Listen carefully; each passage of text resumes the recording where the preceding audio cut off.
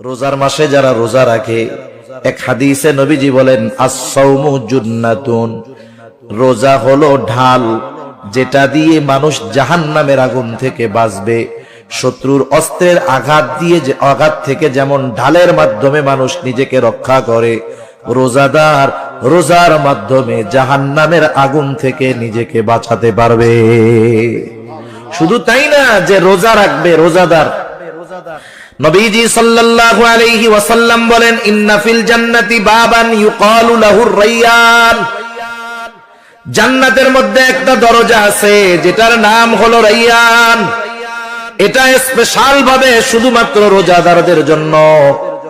নবীজি জানায়া দেন ওই জান্নাতের গেট থেকে ফেরেশতারা ডাকবে ফাআইনাস সাইমুন, কোথায় রোজাদারেরা, কোথায় রোজাদারেরা? শুধুমাত্র